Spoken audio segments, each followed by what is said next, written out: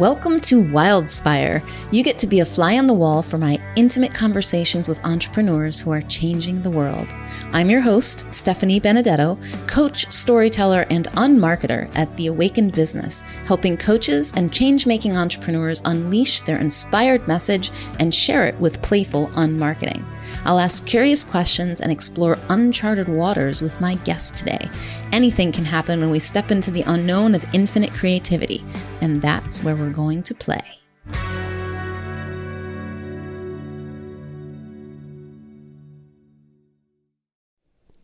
What a delight it was speaking with my friend and fellow coach, Wyn Morgan. In this podcast conversation, we talk about answering the question, what do you do for a living? And communicating the value of what you do, especially when it has a spiritual component when you're working in the corporate world. At times, our conversation is playful and silly, and other times we find ourselves talking about death, but always with a lightheartedness and such a beautiful sense of connection that I think you're really going to love it. Let me tell you more about Wyn Morgan. Wyn is a sought-after coach and consultant for businesses and private individuals from every continent of the world. His ability to quickly identify true needs and create innovative, transformational changes that last has led him to a track record of delivering astounding return on investment from his work in corporations. His work strips away invisible blockages between people and their brilliance in all aspects of the professional and personal lives. In mentoring coaches and leaders, he has enabled them to bring out the best in their own colleagues and clients, creating a legacy of change that lasts and results that matter. I am so pleased to introduce you to this conversation with Wyn Morgan. Wyn, what a luxury to spend this time with you. I'm so looking forward to it. I've been looking forward to it. Welcome to Wildspire.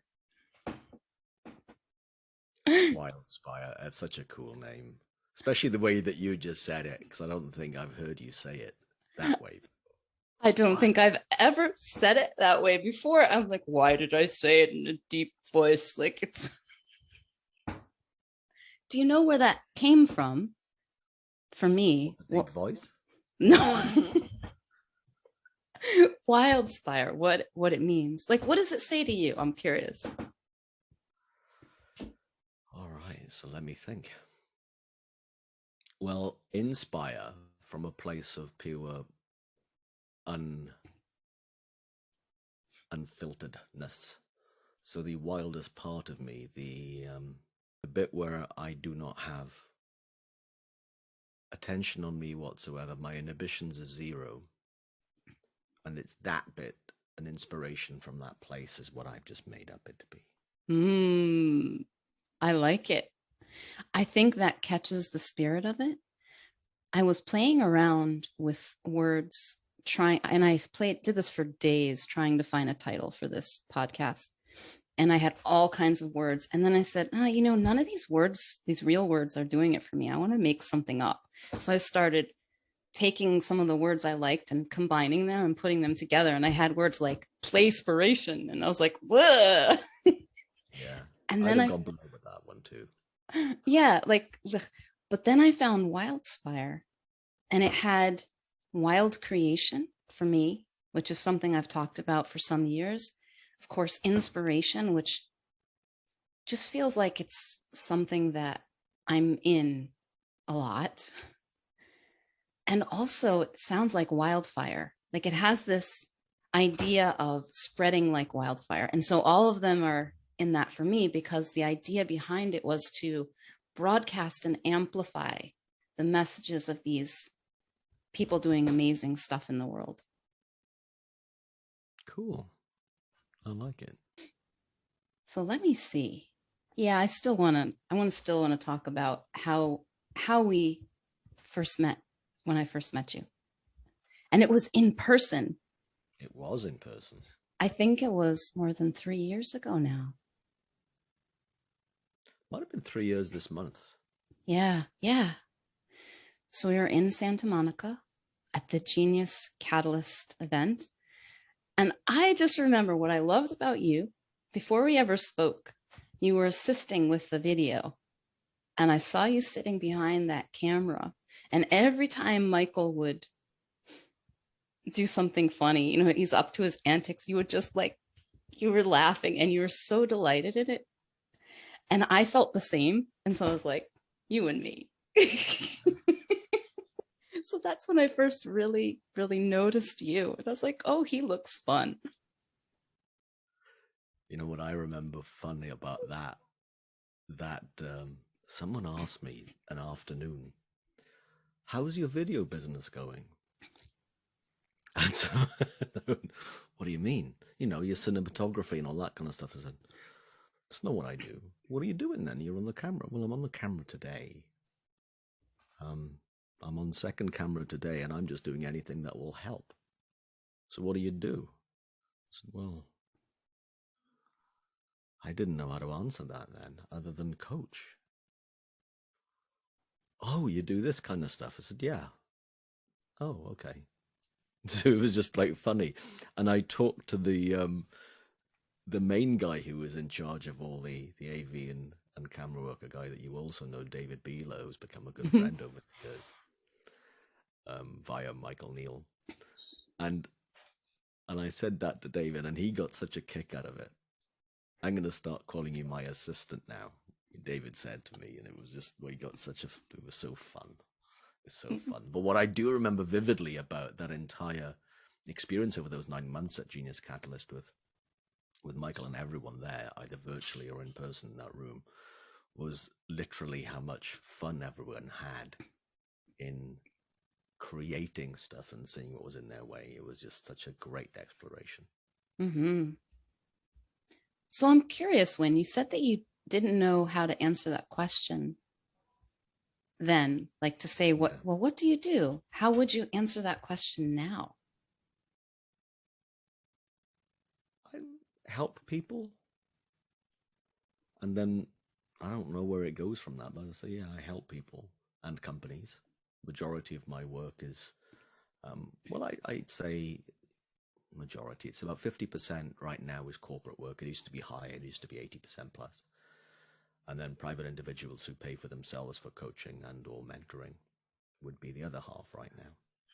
And in companies, and it can be any range of different things into helping their people get better results by having a clearer mind and being more inspired, being less in their heads and more in the presence of what needs to be done. And that's what I really enjoyed, how that's been unfolding over the last 20 odd years of in that work. It's been really, really cool.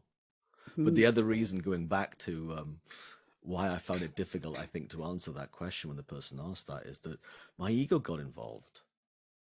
My ego, what do you mean? I'm a cameraman. And it was just like, oh, wait, I don't want to answer from that place, because it really could have been. So I had to pause a bit. I said, what do I do? It's very funny.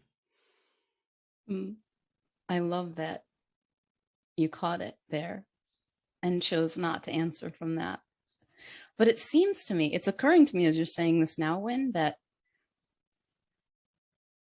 the way you show up is, I'm making this up a little bit, but just based on what you're saying and what I know of you, the way you show up is the same, whether it's assisting at that event or with a corporation. And I help with whatever needs helping, you know, which when I read your bio, I loved it because there's a mysterious element to it.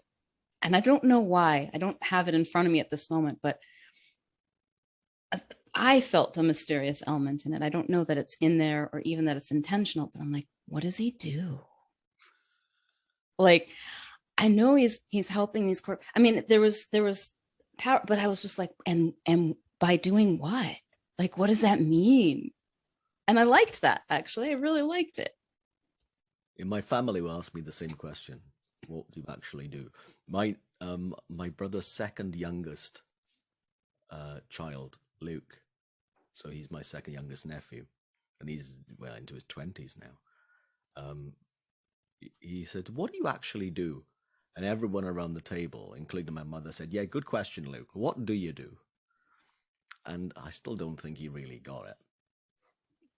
My eldest nephew Reese did, because he lived with me for about 7 or 8 months here, and he kind of would pick up the kind of stuff that I would be doing because he'd hear a few phone calls and some other things. But it is kind of, there is a little bit of a mystery to it, because I don't know until I know. So I had a call with a corporate today, and it was my very first conversation with them. So it was just fact finding, and I don't know what I'm going to do with them yet. So I don't know, but it will be. I'll find the highest leverage point that will make the biggest difference for them. Mm-hmm. That's what I'm going to be up to, but I don't know what that is yet and how it's going to play out. So now I'm really curious. How do you communicate the value of that when? So I understand something that happens with me is I listen to someone and sort of like listening for, okay, what's on offer here for them? What do they need? What am I hearing? Where do I feel like my little truth detector's going beep, beep, beep, beep, beep, beep. Like there's something here they're not seeing clearly. Like, okay, I flag it, and then I think about, what's on offer here? Like what's in my heart? And I can talk about that. Here's what I see on offer. Are you interested, kind of thing. Yeah. But it sounds like you're almost just, they're saying yes. And then you're going, I'm going to find the point that has the most leverage for you. I don't know what it is yet. So how do you communicate that when they probably have some idea of what their problem is? They've diagnosed it most likely, and some idea of how it should be addressed. So what do you do when you come in and talk to someone like that? I just speak from the heart. So if it looks to me like they think they know the answer and I think they're right, I will just say, hey, just for me to validate this, let me talk to a few of your people just to be really sure. And also it's going to be, help with the onboarding and the ownership of what actually happens next. Or it might be the other extreme would be that they don't really know, and then it's genuinely just fact finding. So one way of answering your question is it depends, and all I know is I will speak from the heart. And the longer I'm getting a sense of what it's like when I'm no longer buying into my insecurity, buying into what will they think of me if I ask this question. When I don't have me on my mind and all I'm thinking of, I'm genuinely interested in them, then the answer and the questions take care of itself. Always. Mm-hmm. So there's a lot less for me to do than I thought, ever. Which is something I will always vote for. A lot less for me to do. Mm-hmm. Thank you, Wyn. I can feel it when you say it. And I've seen enough about how I've seen you show up enough times in different ways that I know that about you. And there's something that I know from experience that when I'm showing up from the heart and just present and not thinking about me, people get it. Like, and if it doesn't connect, that's okay. Like I can say things that maybe if I tried to orchestrate it would sound cheesy or vague, but because there's a feeling that comes with it, that comes from that presence, it touches them. Yes. And they come with me on the journey. And that's the whole point. I mean, that's one way, probably a far more succinct and direct way of saying what I was getting at. So it's a nice summary, Stephanie. Thanks for saying what I wish I'd have said. Oh, feel free to use it again if you won't. You'll show up in the present moment and you'll like, forget it. That will be the antithesis of what you were saying and what I was trying to point at. Absolutely. I was like, as it's coming up, no, forget that. There's this made up idea. Like all ideas are made up. There's this idea we've made up. I'll include myself in that for large portions of my life, that corporations are different. Big business is different. Sure, you put one person in front of me and I can do that. Like that's enough to just show up and be present and be heartfelt and speak and point to the truth. But with a business, oh no, I have to jump through all those hoops to get them to say yes. Yeah. Now, granted, I'm certain that you have a track record you can point to if you wanted to, if you chose to, and perhaps even a reputation amongst certain people. But you're not jumping through hoops. You're just coming in and going, let me listen. Here's what's, like whatever occurs to you, whatever questions, no different than if you're talking to anyone else. And I love that because it's shattering that myth that we have to disguise or hide or somehow water down the depth of heartfelt connection, presence, and spiritual truth when we apply it to a big business. Yeah, that's really well said. I remember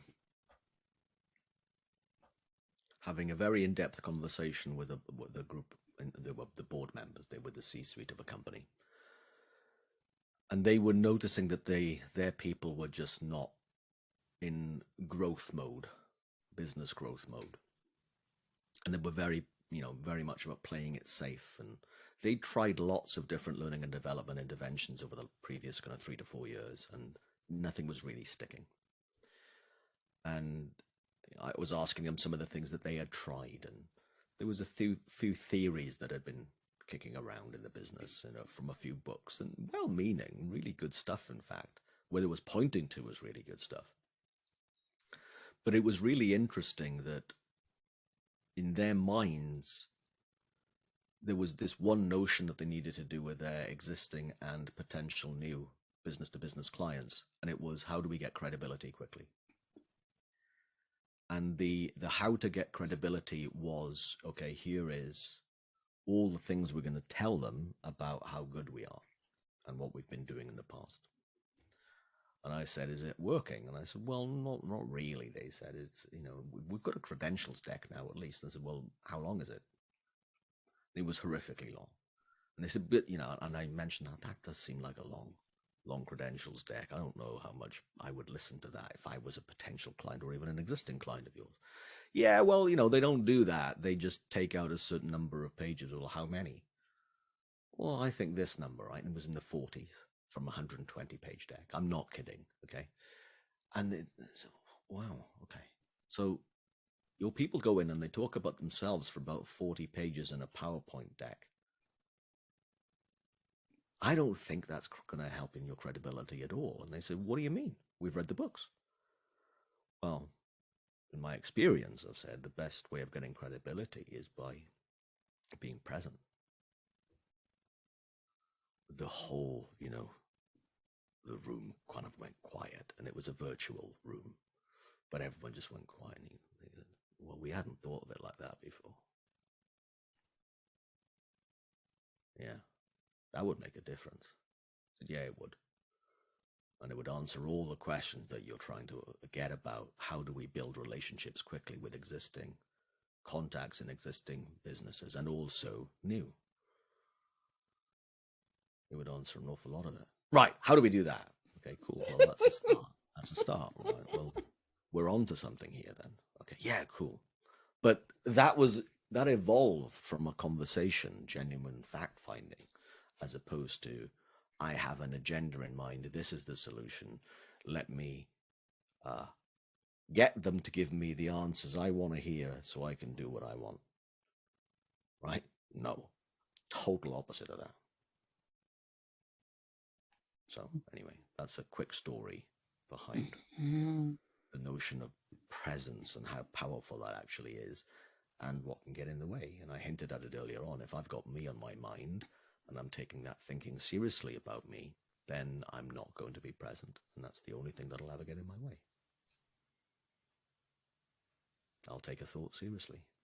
I'll entertain the thought and I'll be thinking about that thought more, and then I'll make a meaning out of it. And meanwhile, of course, what is absolutely not happening is present to them and to whatever else is happening. I'm present to the noise in my head, nothing else.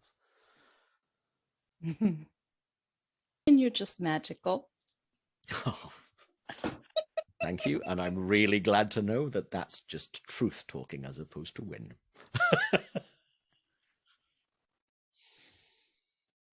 Now, it Yeah. might come through this entity called Wyn, all right? So Yes. thank you. Yes. And at the same time, yeah, it's just truth talking. It's not And truth you, and being heard. it's not you either. It's That's also true. the big you. And yeah, just accept it, Wyn. Come on. Like, I'm magical too. Like, all of us are magical. I'm having experience of that magic through you that is so beautiful. So I'm just Well, ecstatic. I did say thank you, so I'll say it the third time just to make sure that you do know. Okay, I good. am taking some of it on board, so thank you. And I agree with your magic too. So there we go. That's the love-in bit done.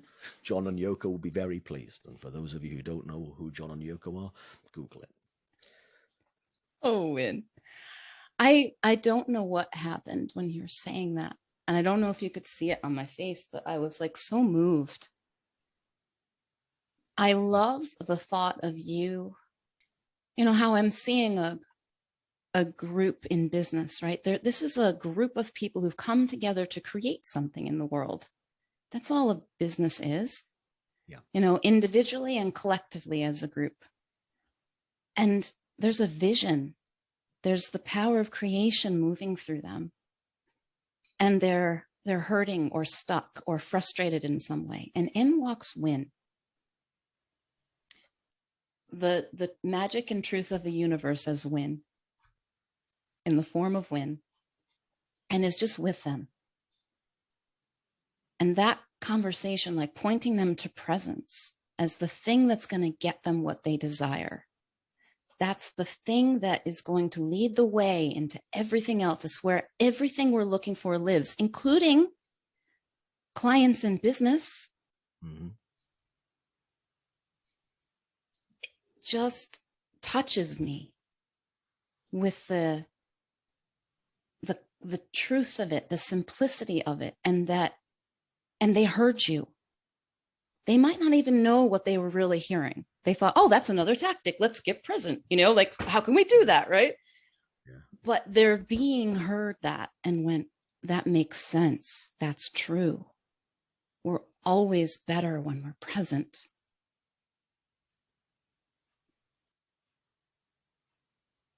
And it touched me. Oh, I'm pleased. I'm pleased.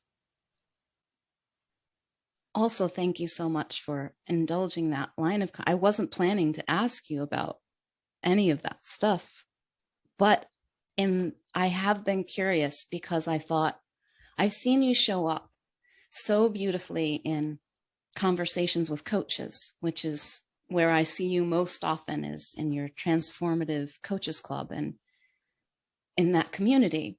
And I've just wondered, because I had a sense, I'm like, Wyn is really good with corporations too. Like I just had a sense of it. And I was like, I wonder what he does. I wonder what that's like. And so I think that might be why I asked about it. But regardless, I see this as such a powerful thing for people to hear. And I hope that they hear it that way, that every time I hear it, I take it in a little more deeply and I see a little bit more that, oh, all we need is presence. And that's not even something we have to do. It's just what happens when I'm not in my thinking. It is that simple. And often because it's that simple, we rebel against it because our intellect gets involved, because the intellect wants a job to do. It wants more to do. It's hungry for that, and it's problem solving nature. That's what it's for. And then if it's been told, hey, we don't need you right now, it just goes, what? Well, I'm going to make something up that I'm going to be useful for then. It wants to be helpful and useful. And yeah, it's just funny to know that that's a lot less true than I possibly imagined. A lot less true than I possibly imagined. So it's a great thing for me to keep seeing more about. Me at my best is being present to what is right now. And that could be a thought about, I should really ask them this question. But what will they think if I do really direct? Well, then I will filter it. I will put a caveat in front of it saying, there's something I really want to say to you, but I think you might take it a little bit to heart too much. Oh, tell me. Okay, you sure? Then I'm okay. I've got permission to proceed, right? But even that, the permission to proceed bit will come from the moment as opposed to from here's what to do when I feel uncomfortable about saying something, because then I've got more, again, attention onto a pre-prescribed action plan in a flow chart of what to say in the script of something. And yeah, that's just the opposite of me being present. I remember, you okay with another story? Mm-hmm. Hell yeah. I remember being in, I can't remember where it was in London right now. Not that it really matters, but there was a view out the window in London anyway, overlooking the river. And it was great. And I was there for 5 whole days. And for the first 3 days, there was 22 people in there for the first 3 days. And then on a Thursday, Friday, 8 of them stayed to do a train-the-trainer piece. So first 3 days, train you all up into what we're asking your people to do. And there were, I don't know, 2,500 of them. And then the 8 people on Thursday and Friday, it was their job to then do the trainer bit, to then go and roll this stuff out across all of Europe and Asia, Middle East. And I can't remember, it might have been just North Africa, but it's still a significant amount of the population of planet Earth was covered by this group of 8 people. And the first 3 days went brilliantly, really well. And then the 8 people who were plucked with potential from their senior leaders to then be helping to roll this out, who'd had some delivery of training experience before, and they had the want to do it as well. So they had the experience and they wanted to do it. And at one point, I think on the late morning of that Thursday, one of the people said, "How the heck do you do?" But it was a little bit more, a few more profanities in that. "How the heck do you do what you do?" So what do you mean? And he said, "Right, well, see, here's what I notice. If I go back to this exercise or this explanation that you talked about regarding, what was it? It was about something to do with asking really good questions to a corporate client. At that point, I was noticing how much that conversation really impacted the people in the room, me included," he said. So all 22 of us were hanging on every word, and it was just a lovely conversation that was, 8 to 10 people were being involved in it as well. And the realizations that I had, he said, were just amazing from that. And it just seemed to me that you were doing so much. So you had this flip chart in your mind. You had your eye on who was talking and who wasn't. You were noticing the mood in the room and how long we had before lunch break. You were noticing and referring back to a conversation that we all had 2 hours earlier and one of the flip charts on the wall about that. And all of this other stuff about the color of the flip chart pen you would then use to draw up what people were talking about. How on earth do you keep all that stuff in your head? And I went, "Oh, I don't do that." "What do you mean?" "Well, that's not how it's done at all." "But you do all of these things. How do you keep it all?" No. I said, "That's not what you might observe from the outside, all of that stuff, but on the inside, there's next to nothing going on other than me being present to now and to you all." Which is, pretty much what I said to the other organization in that meeting, that virtual meeting. And I could tell he hated my answer. He didn't get it. He either didn't get it or didn't believe me. And then later on, I think at some point that afternoon, he did say, "I think I'm starting to get what you mean. Because I'm just noticing in my listening to you and everyone else, my other 7 colleagues in here since lunch," he said, "my listening's a bit different. And I'm picking stuff up." And, one way of saying it would be in Stephanie's language might be, I'm kind of like, I'm wildspired. I'm seeing the source of good ideas. I'm seeing the source of things in a way that is really totally the opposite of what I thought you were doing with us for the previous 3 days. Because I was looking at your behavior and then copying that, and you're saying that it's what informs the behavior. I thought the penny doth drop. I thought, great. That was a. I don't think I'll ever forget that. That kind of like five minutes with him on that, in the morning and the afternoon of that Thursday. What a beautiful story. I'm starting to catch myself when I use words that aren't mine. You know, I'm repeating something that maybe I felt and I heard someone say that touched me, but I'm using their words. I can feel it. Like the other day, just yesterday, I caught myself and I went, wait, hold on a second. Let me see what I see about this. Because I felt like I was talking out of things. I was talking about something that I hadn't seen. So I stopped. And I looked for myself, and we were talking about selfishness. Like, what is selfishness, and what is it to take care of yourself first? Like, to really put your well-being first. And I looked and I said something I'd never said before. I said, oh, what we are calling selfishness has nothing to do with me at all. And it fits in with what you were saying, Wyn, or it follows for me anyway, that when I make presence, the awareness of my connection, the awareness of being present, because we're always present, we just don't feel it, but we can't be anywhere else. When I put presence and that well-being first, I disappear. It's not selfish at all.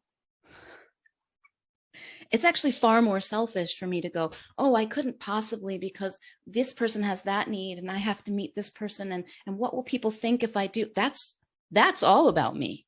Yeah. And what other people think of me. Yeah. And if I hadn't stopped myself, I just would have said words that someone else said that maybe meant something to me. But I wouldn't have looked, I wouldn't have seen that, and I wouldn't have found the feeling that only comes in being present to share something. And it wasn't hard.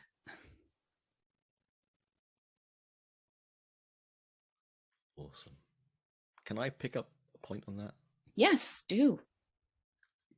You're getting a taste of it, which is what you know, one way of saying what you're exploring and seeing, getting a taste for when you disappear and a taste for when you're there and a taste for selfishness and, you know, whatever that word actually means, but before that word, right?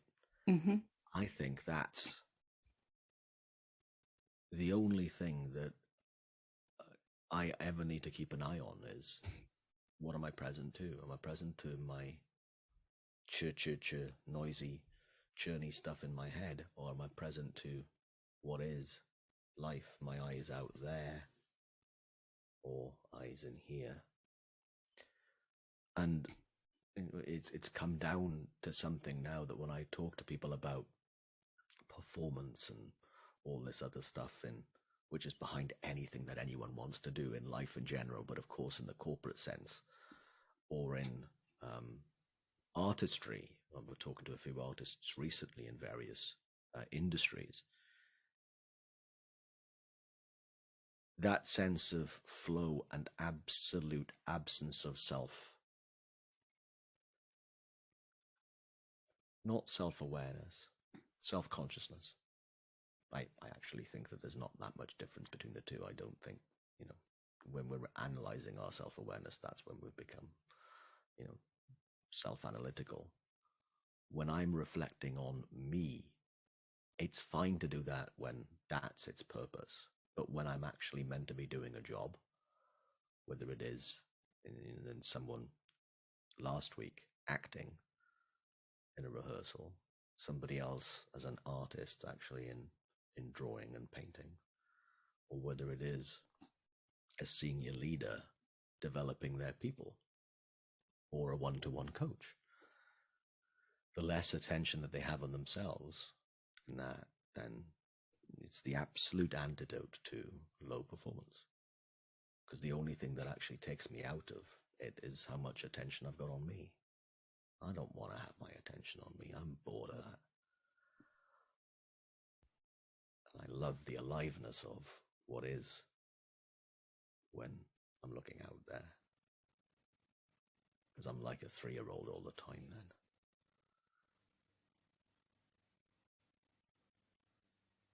I feel that. I know you do. I've seen you show up enough to have noticed that in you too. Oh, what I mean is I feel what you're saying as you're saying it. And I feel so happy and grateful and moved. It's really interesting to me how it's touching me in this moment. I'm like, yes, yes. I'm so thrilled, selfishly, to just be able to to be here listening to you in that. And it's, this whole conversation is just encouraging me to be present. It's just reminding me. It's just like a very gentle, it's not even reminding. I don't even have to try. Like, why would I want to do anything else right now? It doesn't seem at all attractive. And that in itself is so beautiful. And knowing that this is not only possible, it is natural. It is our true nature. Yes. That we're just coming back to, coming more present to. The words are escaping me a little bit here, but is so reassuring and beautiful. I was talking to someone yesterday who was kind of saying she'd be happy with just slowing down thought because she doesn't want to try to have no thought. And I was like, well, that sounds like a good idea. Trying to have no thought is going to be full of thought. And I think this is what a lot of people experience during meditation. Right? They think they're supposed to have no thoughts, and they're trying to have no thoughts, and they notice that they have thoughts, and then they have thoughts about, they think about how they're not supposed to be having those thoughts, and they're doing such a crap job of it, and etc. But I said to her, because she was like, oh, no thought, that's far beyond me. I went, wait a minute. Have you ever had a time when you were doing something? You probably didn't even notice it because you weren't thinking, but you were just so present with something. It might be listening. It might be when you're out for a walk in nature. It might be when you were doing a sport. It could be when you're doing the dishes, but you're just so present that there's nothing on your mind, even to notice that there's nothing on your mind. You've done it. You've been there. You know no thought too. It's our natural state. I suspect that if I was somehow able to be aware of that while I was in it, I'm in and out of that all day long.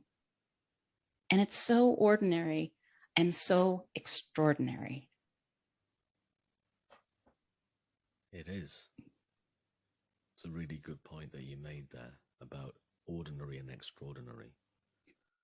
And also to know that how elusive it can look. Because when we're in that place, it's difficult to be aware of it, because in the notion that when we're aware of it, we're now thinking about what's going on, and that's taking us away from it. But if we only get a sense of the feeling of it, which I think is what you mean. Well, for me anyway, I'll just talk for me. When I get a sense of what that's like, and when that's pointed out to you in the way that you were talking about right now with other people, with her. Oh, wait, yeah. That is not only possible, but ordinary. And it's not a doing, it's an understanding of how we work. An understanding of the fact that we innocently grab onto thought and make meaning out of things. And when we don't do that, and we don't think about our thinking, even if it's a random thought that comes in, then there's just this flow and there's nothing to hang on to. There's no reason to hang on to it. But I used to try to think myself into a place of having no thought. And you're right. Well, that makes no sense, right? I can't think myself out of something that is thought. It's impossible, right? I will wet myself dry. What? It's not going to happen. That came out wrong, but you know what I mean. I just love hearing you say, I will wet myself. I'm going to take that clip out of context and make your life a living hell, Wyn. Well, good luck. And I'm going to put in brackets, the sentence ended without a comma with the word dry. I will dry myself wet then. How about that? You can use that one more. I'd far prefer that. Or I can dry myself wet. Yeah, anyway, we get the point of how much we're in the paradox of trying, which goes back to the word that you said to begin with, and trying is an intellectual pursuit of something. And if the pursuit is less intellect, then more intellect can't be the answer. Yeah. Good save.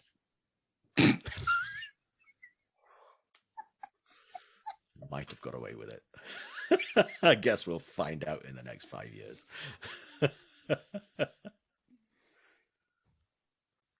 I love giving myself permission to be a fool. I do too. Life's a lot easier there, considering I am one. Trying not to be what I am would be a really difficult job. Believe me, I tried for 40 years. 40 plus years, actually, of trying that. Yeah, youngster.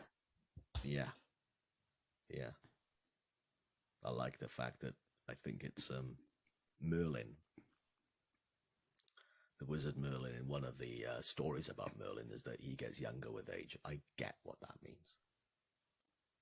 Yeah. Mm-hmm. Yeah. The town I was born was actually named after him. Really? What was it? Is it called Merlin? Carmarthen. Say it again. Carmarthen is the English Carmarthen. version.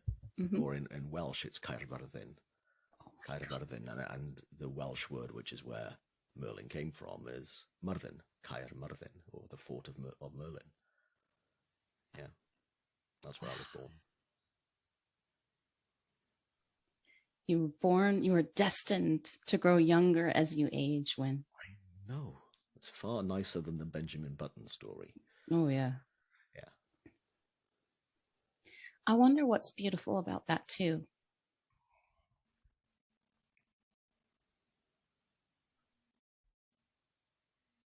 You know, like this,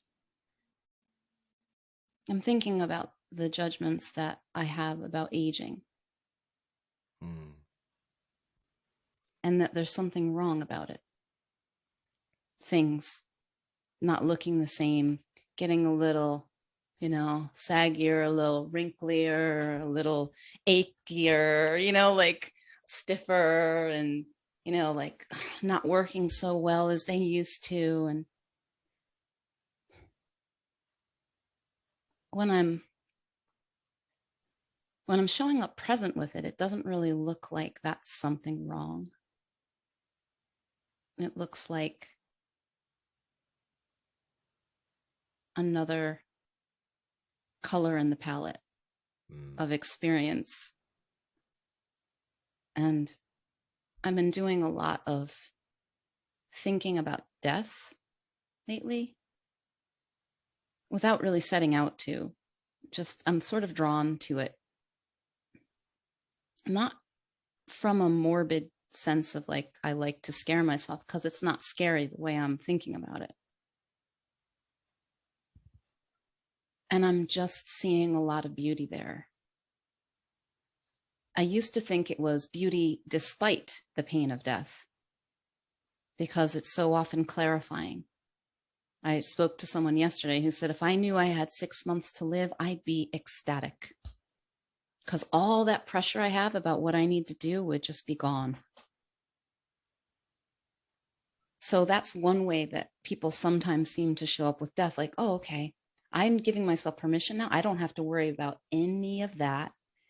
I come back to what's really important. And that is one way in which we can start to experience more presence. But I'm like, I don't think that's the only way in which death is beautiful. And if we have a beginning, we have an end, supposed, apparent beginning, apparent end. And that's it, right? Like, there's a cycle, there's something to be experienced in that whole journey of a human life, no matter how long or short it is. And when I'm present with it, I feel that. I feel the richness of every moment, and there's no need for it to last longer than it does or be different than it is.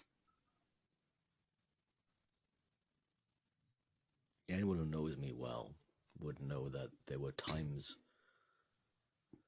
in my life where I didn't like the fact that I was me, that I'd been born, etc. Right? I've had lots of spells where I would rebel against that, and I just wasn't happy. Happy to be alive would be one way of saying it. And at some point, that kind of filtered away, fell away. And I remember vividly having an experience where I realized, in the middle of a conference, in fact, in Minnesota in the US, in the Midwest, and the North, that all my emotions were a part of being alive, and there was nothing I needed to rebel about, however I felt, for however long I felt it, and whatever was going in my head. Because then, at that point, I had the insight about life is to be experienced, not to win at, W-I-N, not to win at, not to achieve, but to be experienced. And it was amazing how that's unfolded in, I don't know, 7 or 8 years since then. For me to have appreciated being born and to feel really happy that I was. And even in the sucky days or the sucky weeks or the sucky years, which there still can be, it's still an experience. And I equate it to being in Disneyland. And my dear friend Amy and I, whenever I'm in LA, which hasn't happened for a couple of years now, for various reasons which we're all very aware of, we'd typically go there. We'll probably go there anywhere between 2 and 4 times a year to spend a day and hang out. And it seems to me that, well, a day at Disney is a day in life, and a day in life is a day in Disney. It's just stuff that happens. And sometimes you're in line for something that's going to be really cool, so you're waiting for something really cool. And sometimes enjoying something really cool. And then sometimes something really cool is happening and not enjoying it. And then other times, all this other stuff is there regarding our emotions and all this stuff. So I happen to think that life is just like decades of Disney, decades of experiences, all things that we will experience via our 5 or 6 senses, or potentially more, I don't know. But at least 5 senses that we take in about life, and here I am in my matter, which is made of nothing really, that isn't mine. It'll be something else. Even the enamel in my teeth will be something else. And even now, that's the hardest, the most resilient part of my matter, is the enamel in my teeth. That won't be long before it's something else. Not long ago, it was something else before that. In the big scheme of things, it's small anyway. It's a small amount of time. And the fact that I'm a conscious being with this life force of being alive is again really short in the big scheme of things. So this like energy and matter pops up, grows, gets aware of being alive for a certain number of years, a few decades, and then will disappear again. Well, in my view, and this is only personal opinion now, when I've seen that to be true, all of a sudden, the notion of life is to be experienced as opposed to get right, or I need to live right, all of a sudden that falls away.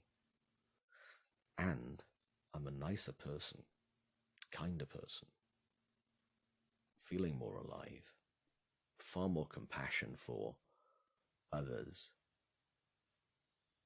in all sapient beings and the future in all ways than I would be if I was trying to be a better human. Or trying to be cleverer. Or trying to be nicer. It's a nice, very easy byproduct of noticing what's really going on as opposed to my ideas of what's going on. I love that so much, Wyn. I just want to cry. I might a little. You could cry a lot if you wanted to. I could. I bet I could. And I feel like this was just what I needed and didn't know that I needed today. Just what I was waiting for. That's nice to hear. So I think this is a good place to bring our time to a close. And so if people are curious about the Wyn experience, or they just want to connect with you in some way, where should they go? Well, I'm quite easy to find. There aren't many Wyn Morgans about, spelt the way that, you just look up on the bio of me. There's one guy who teaches economics. He's got a few books out, and there's this guy who's done coaching and corporate work. Well, I'm not the economics professor. What? Did I invite the wrong Wyn Morgan here? Yeah. Even though in school, economics was my favorite subject, that and geography when I was in my late teens. I loved economics. So finding me is quite easy on LinkedIn and on Facebook and on Instagram and all those other places to be found. And my company, I want to talk about ego. I named my company after myself. It's called Winning, but here's the thing. Here's the kicker. It's not winning, which would normally be spelled W-I-N-N-I-I-N-G. It's winning with a Y in the middle of it. So it's W-Y-N-N-I-N-G. But my name, though, some people get this wrong, is that they think Wyn is with a double N.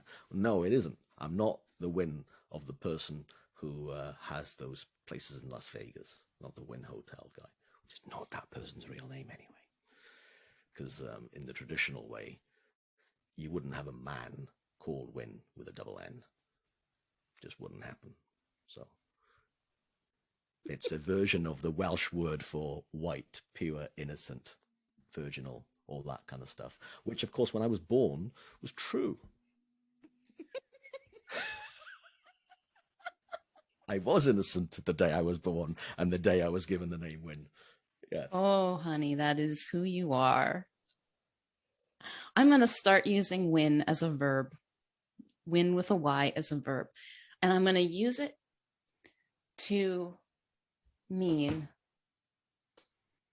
I'm showing up like Wyn, present and curious. I'm winning with a Y.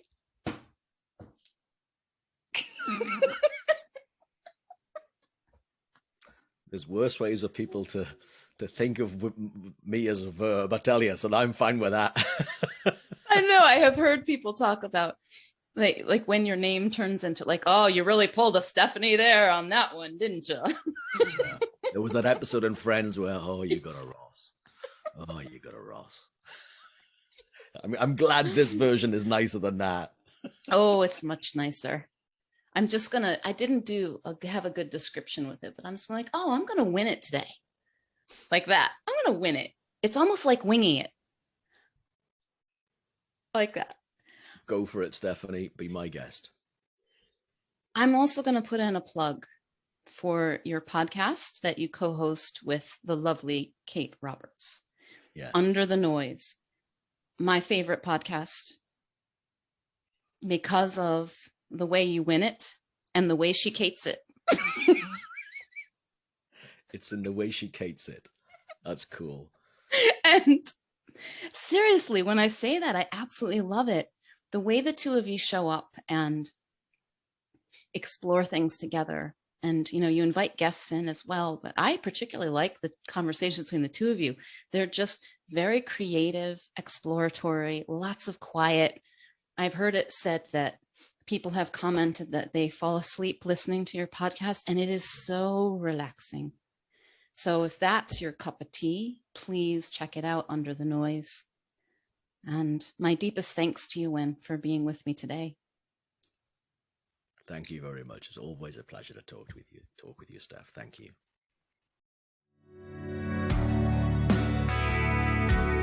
Thanks so much for joining me for today's Wildspire conversation. If you'd like to receive a weekly Wildspire email from me filled with inspiring stories, unmarketing experiments, tips for playing your way to impact and income without the hustle and hype, insights from my spiritual business journey, and more, go to theawakenedbusiness.com/Wildspire. Until next time, may you know yourself as the gorgeous wild creation you are.